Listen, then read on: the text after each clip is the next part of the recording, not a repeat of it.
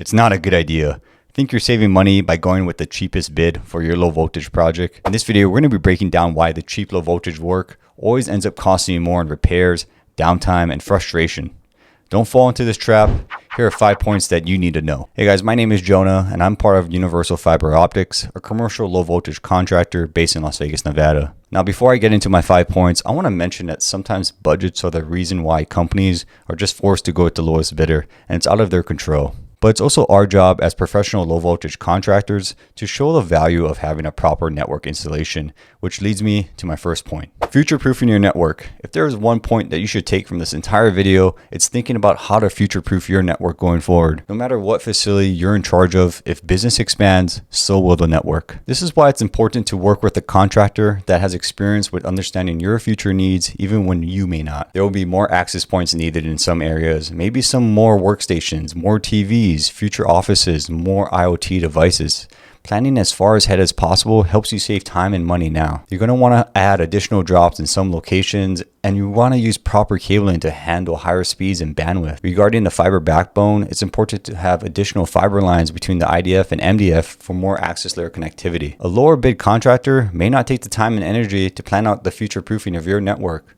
My second point is improper network design, the lack of network redundancy. This ties in with future proofing your network, but steering away from network best practices can really lead to bigger network outages when things break. And trust me, they're always going to break. I have an entire video on how we redesign a poorly built network for one of our clients. Go ahead and check it out. To sum it up, when it comes to proper network design, a lot of it comes down to redundancy. Having redundant uplinks from your IDF back to your MDF and not daisy chaining your switches. This is going to increase uptime and flexibility for your future upgrades and projects. My third point is quality. Poor installation, messy cables, bad terminations, and just incorrect labeling.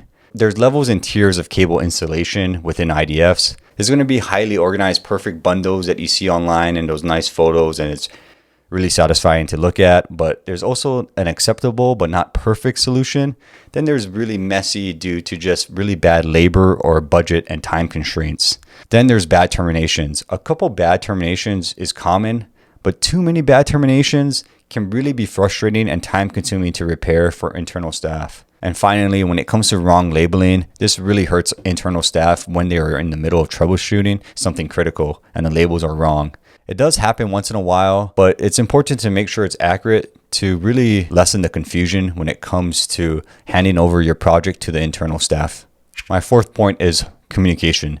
Hard to work with a contractor that doesn't follow up with you. This will cost you a lot of your time.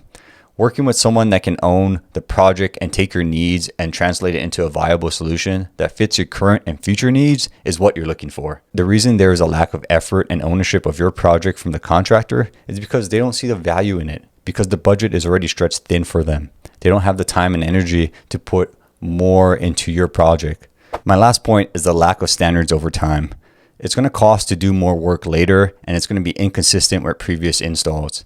So this is a big pet peeve of mine, but usually when you have multiple upgrades, sometimes it can lead to different standards, which leads to a mixed match of equipment, cabling, and labeling. It can really become a hodgepodge of different ideas, and it can become very confusing and not feel streamlined. And this is what happens when one-offs become the new standard. So adding that extra drop or that extra wireless access point when the original installation is taking place, it's highly recommended. So you get away from having different standards and upgrades in the future. Now you know why cheap low voltage work will always cost you more in the long run. Going with the lowest bid can lead to no future proofing of your network, improper network design, poor installation, bad communication, and a lack of standards over time. Don't forget to check us out at ufocable.com and reach out for a free consultation of your next low voltage project. Or just simply subscribe to our YouTube channel to learn more about the low voltage industry or some networking tips as well. Thanks for watching, guys. We'll see you in the next one.